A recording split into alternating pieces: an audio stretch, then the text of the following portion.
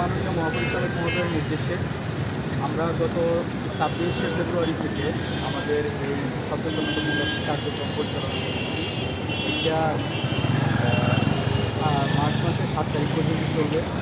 এই ক্যাম্পেইনের মূল উদ্দেশ্য হচ্ছে মানুষের মাঝে সচেতনতা তৈরি করা, আগুন লাগলে কী করতে হবে এবং আগুন যাতে না লাগে সেজন্য আমাদের কী করতে হবে এবং সড়ক দুর্ঘটনা প্রতিরোধে আমাদের কী কার্যক্রম গ্রহণ করতে হবে এই বিষয়ে মূলত এখন পর্যন্ত কোথায় কোথায় করেছেন এটা?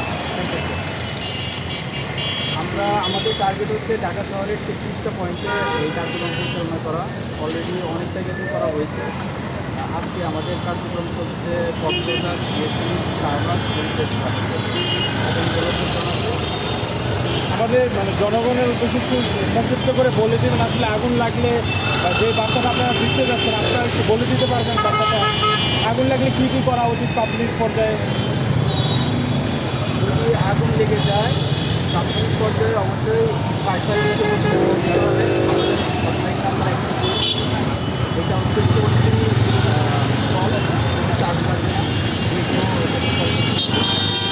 লাগবে না। আমরা যে কোনো দুর্যোগ দুর্ঘটনায় আমরা সারা দেব। এছাড়া হচ্ছে পানি ব্যবহার করা যেতে পারে, এছাড়া হচ্ছে ফায়ার এক্সটিংগুইশার ব্যবহার করা যেতে পারে।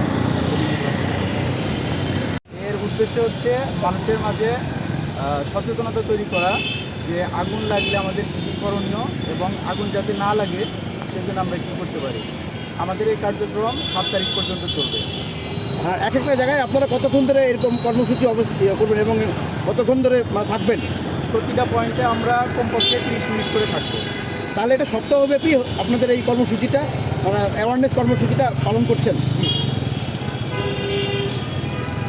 ধন্যবাদ। আপনার নামটা একটু বলবেন আর ডেজিনেশনটা একটু বলবেন আমাকে।